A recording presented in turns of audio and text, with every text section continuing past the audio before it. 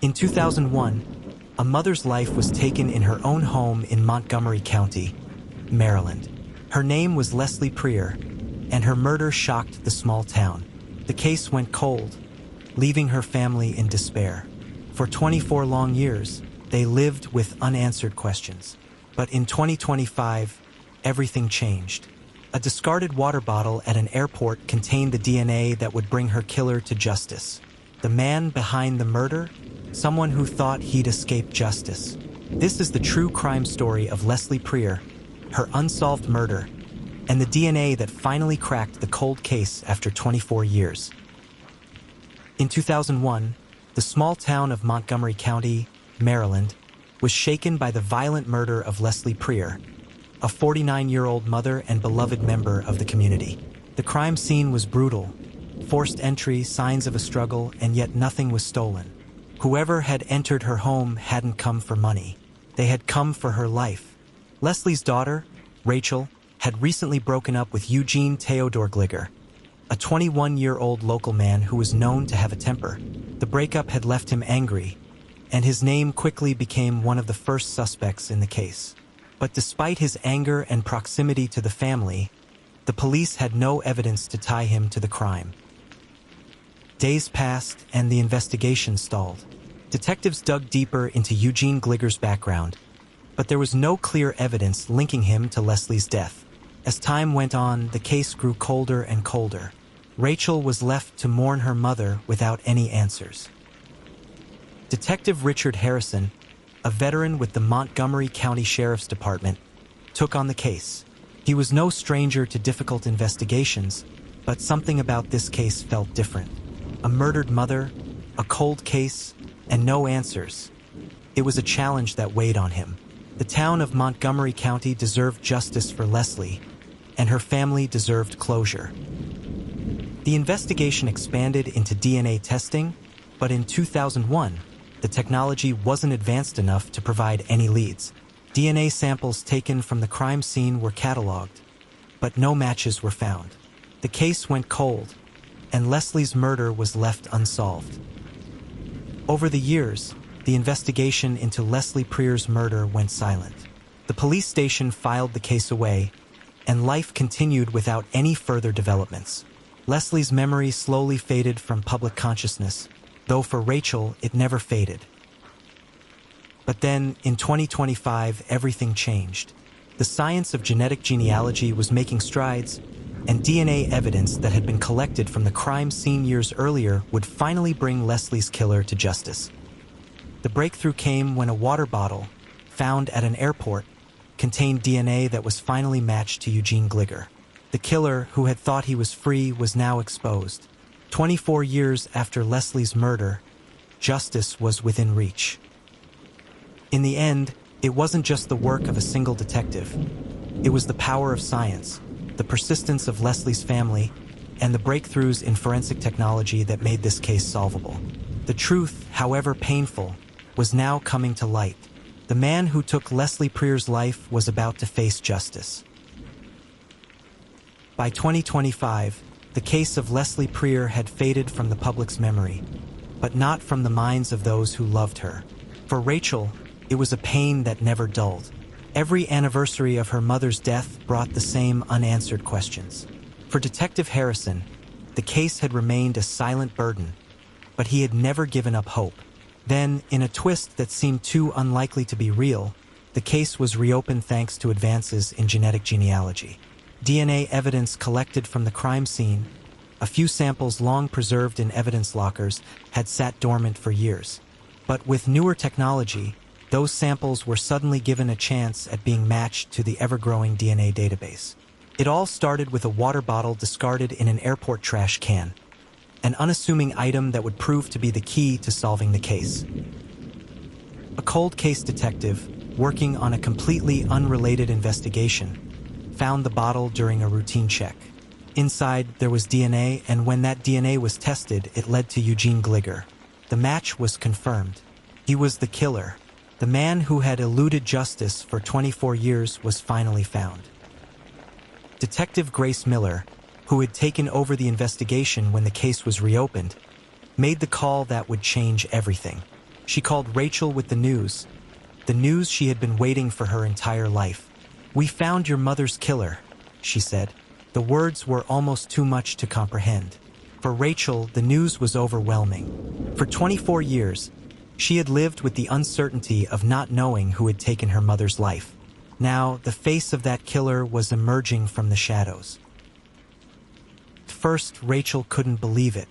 Eugene Gligor, a man she had barely known, was responsible for the loss of her mother. How could he have done something so monstrous? But it wasn't just about the killer's identity. It was about the why. Why had Gligor committed this crime? Why had he evaded capture for so long? These questions would be answered in the days to come. In the following weeks, Detective Miller, along with the Montgomery County Sheriff's Department, worked tirelessly to piece together Gligor's movements, motives, and his life during the years the crime remained unsolved. They soon uncovered a disturbing truth. Gligor had been a man living under multiple false identities for years, hiding in plain sight. The investigation revealed that Eugene had been living in and out of various cities, constantly on the move to avoid detection. He had changed his name and even had a family, but the pieces didn't fit. No one knew about his dark past. To those around him, he was just another man, another face in the crowd. But to Rachel and her family, he was the man who had shattered their world. As the investigation progressed, Detective Miller discovered that Gligor's criminal history wasn't just about one murder. There were unsolved assaults and violent tendencies dating back to his teenage years. He was a man with a violent past, and Leslie Prieur was just one of his many victims. For Rachel, the days following the revelation were a whirlwind. The man she had never known was now revealed to be the one responsible for her pain. The anger, confusion, and sadness that overwhelmed her were unimaginable. But as she prepared for the next step, meeting the man who had taken her mother's life, she knew she was ready to face him. The news of the DNA match had sent shockwaves through Montgomery County. After 24 years of uncertainty, Eugene Gligor, a man who had managed to hide in plain sight, was finally going to face justice. But the question of why he had committed such a heinous crime still lingered. Why had he chosen Leslie Prieur as his victim, and why had he waited so long to be caught? Detective Grace Miller moved quickly to prepare for the arrest. She was no stranger to the brutality of the crimes she investigated, but something about the premeditated nature of Leslie's murder gnawed at her. There was no random act of violence in this case. It was calculated. Eugene had carefully chosen his victim and had then gone to great lengths to cover his tracks. It was time to bring him in. The arrest was scheduled for the following morning. Eugene Gligor had been tracked to a small apartment complex in Silver Spring, Maryland. It was a quiet area, the kind where neighbors rarely noticed who came and went. The perfect place for someone trying to disappear. Detective Miller, along with a team of officers, staked out the apartment, waiting for the right moment. The tension was palpable. Gligor had no idea the police were closing in on him, and every passing minute brought them one step closer to the truth. At 8 a.m., they got their chance. Gligor stepped outside, a cigarette hanging from his lips as he walked toward his car. The team moved swiftly, surrounding him before he had time to react. "Eugene Theodore Gligor, you are under arrest for the murder of Leslie Prieur," Detective Miller said, her voice cold and authoritative. Gligor froze. The cigarette slipped from his fingers and landed on the ground. His eyes darted around, and for a split second, it looked as if he might run. But before he could make any move, the officers had him in handcuffs. "You've got the wrong guy," Gligor muttered, his voice shaky, but the evidence was undeniable. The DNA, the years of investigation, and the countless hours of hard work had all led to this moment. The killer had been caught. The officers drove him to the Montgomery County Jail, where he would face charges for Leslie Prieur's murder. As the car sped through the streets, the haunting thought lingered in the back of everyone's mind. What kind of man could commit such a brutal act, and then live with it for so long?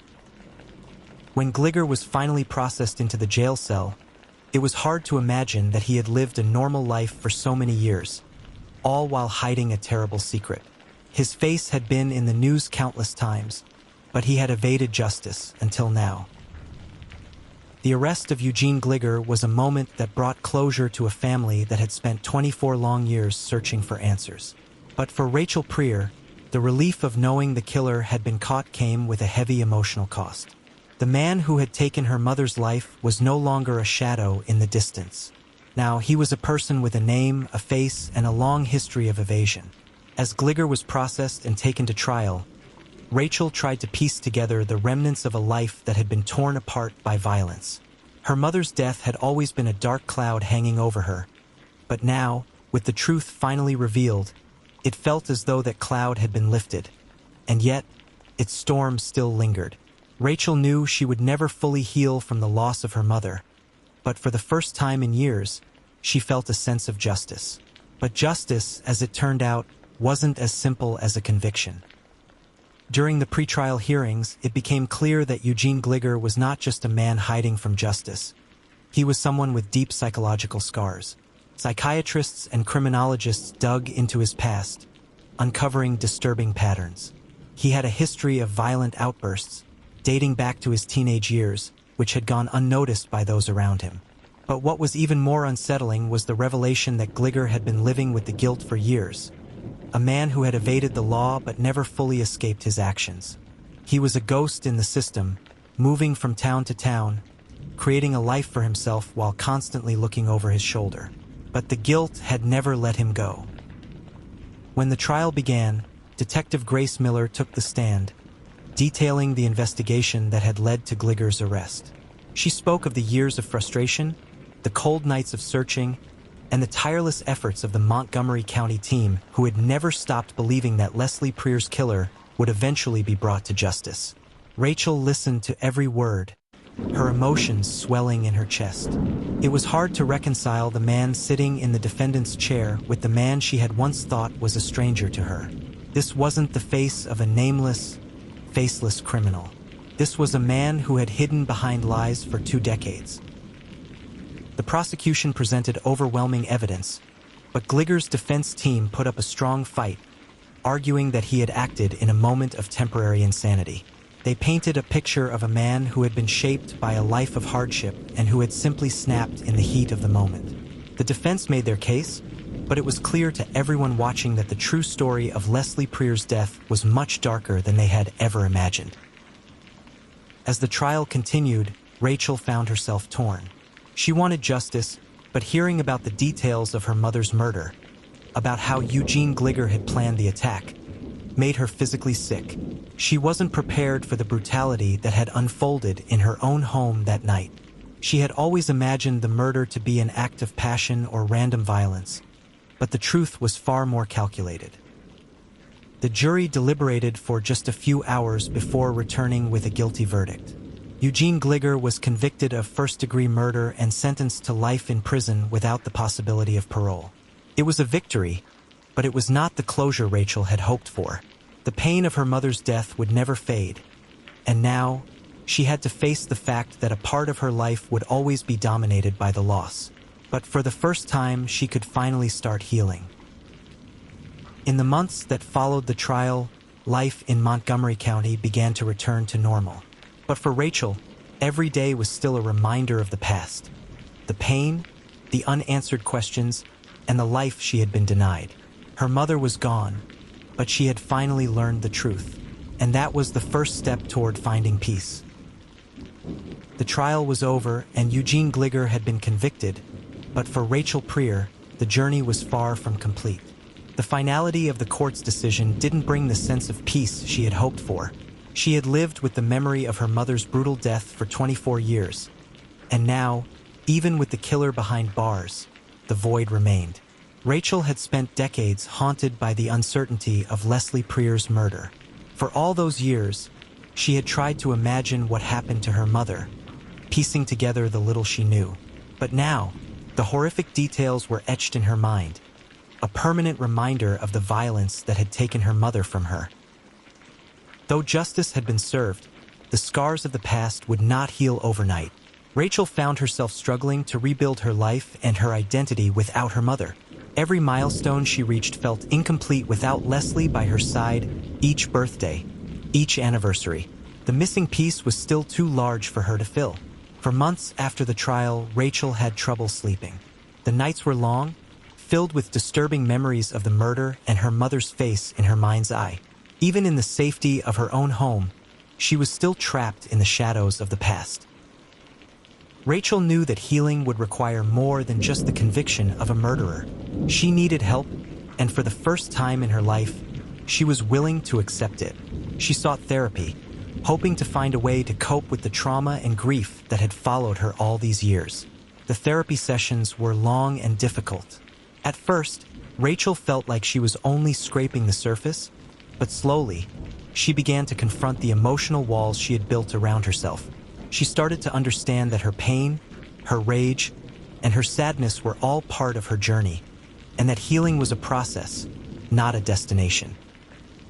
As the months passed, Rachel found herself reconnecting with her community. The people of Montgomery County had supported her and her family during the investigation, and now, in the aftermath, she found comfort in their shared memories of her mother. She began to volunteer at the local community center, working with children who had been through similar traumatic experiences. Rachel used her own story to help others who were struggling with loss. For the first time in years, she felt a sense of purpose beyond the pain. While Leslie Preer's death would never be forgotten, Rachel began to shift her focus toward building a new life. She met new people, forged new relationships, and found a sense of peace in the present moment, even as the past lingered in the background. The loss of her mother would always be a part of her, but Rachel learned to embrace the memories, both good and bad. It was a delicate balance, remembering the woman she loved, while also allowing herself to heal from the wounds the murder had caused. A year after the trial, Rachel returned to Leslie's grave to honor the anniversary of her mother's death.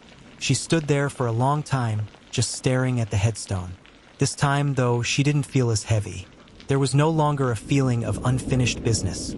She had finally begun to understand that true healing comes from acceptance, not revenge. As the years passed, Rachel Preer finally found her way back to a semblance of normalcy. She knew she would never forget her mother, but she had learned to live for herself, to honor her mother's memory in a way that was healthy and healing. She was no longer defined by the trauma of her past. She had learned that life doesn't just end with loss. It can evolve into something new. And for Rachel Preer, the future now held promise. While the scars of the past would always remain, Rachel had come to understand that healing doesn't mean forgetting. It means moving forward with the lessons of the past. And with the truth now uncovered, Rachel was finally able to let go of the shadow of fear that had haunted her for so long. With Eugene Gligor serving his life sentence, Rachel found herself at a crossroads. The justice she had longed for had come, and the killer was behind bars. But in the wake of the trial, she was left with a heavy heart, not from anger or fear, but from the years that had been stolen from her and her family. The past, no matter how much time passed, could never be rewritten. But in those quiet moments, Rachel also realized something. Leslie Preer had been a woman full of love, a mother who had poured her heart into her family. And while her life had been brutally cut short, her memory would live on, not as a victim, but as a symbol of strength, resilience, and love. The years of pain were never fully erased, but the finality of Gligor's conviction allowed Rachel to breathe again. She no longer had to live in a world where her mother's death was an unsolved mystery, a dark cloud always looming. It was in these moments of quiet reflection that Rachel started to feel the first stirrings of peace. There was no more chasing ghosts, no more endless questions. Gligor's arrest and conviction had brought clarity, but it had also opened the door to something Rachel hadn't realized she was capable of: healing. Through therapy, Rachel learned how to process her trauma. She learned that healing wasn't about forgetting the past, but about accepting it, making it a part of who she was while moving forward with a renewed sense of purpose. She had become a voice for others who had suffered the same kinds of losses, helping them rebuild their lives, just as she had. Her work in the community center grew. She began leading support groups for families affected by violence, sharing her own story as a way to offer hope. The town of Montgomery County had rallied around her, and she began to feel like the community that had once felt so distant was now her true home. She could see the difference she was making in the lives of others who had faced similar tragedies. She was no longer a victim of her circumstances, but an active participant in the healing of others. Through it all, Rachel never forgot Leslie Prior. The mother she had lost so long ago was still her guiding light. Her mother had been a pillar of kindness, a woman who had always cared deeply for her family and her community. Leslie's legacy wasn't defined by her death. It was defined by the love she had given, the strength she had shown, and the way she had raised her children. For Rachel, the truth of her mother's death had finally been uncovered, and the weight of those unanswered questions was lifted. But what she came to realize was that truth was only part of the process. It was the healing, the moving forward, and the willingness to live again that truly mattered. As the years passed, Rachel's life found a new rhythm. The pain of the past never truly disappeared, but it no longer controlled her. She was no longer defined by Leslie's murder, but rather by the strength she had shown in overcoming it. The town of Montgomery County continued to thrive, but for Rachel, everything was different. She had found a way to move beyond the darkness of her past and build a future that was her own. Her mother's memory would live on, but so too would Rachel's own story of resilience, love, and strength. In the end, Leslie Prior's murder was no longer a mystery. It was a story of justice, of a mother's love, and of a family's strength. And though the years of grief could never be undone, Rachel had found a way to honor her mother's legacy, and in doing so had healed herself. The future was now her own to shape. The pain would always be there, but Rachel had learned to live with it, to use it as fuel for the work she did and the love she gave. She would carry Leslie Prior's memory with her always, but she would also carry the strength of a woman who refused to let tragedy define her. And so, with the past finally put to rest, Rachel Prior moved forward into a new chapter of her life, a life built on love, resilience, and the unwavering belief that even the darkest times can lead to new beginnings. And that's where Rachel Prior's journey ends, a story of loss, pain, but also incredible strength and healing. Leslie Prior's death may have been the beginning of Rachel's pain, but it became the catalyst for her transformation into a source of hope for others. What do you think? Could you imagine the kind of strength it would take to heal after such a devastating loss? Leave your thoughts in the comments below. We'd love to hear your perspective. If the story moved you, don't forget to like, subscribe, and share with your friends. Help us keep sharing these stories of resilience and justice. And remember, if you're dealing with loss or trauma, there's always a path forward. Don't hesitate to seek help, just as Rachel did. Thank you for watching, and stay tuned for more incredible stories of resilience, mystery, and justice. Until next time, stay curious, stay compassionate, and keep fighting for the truth.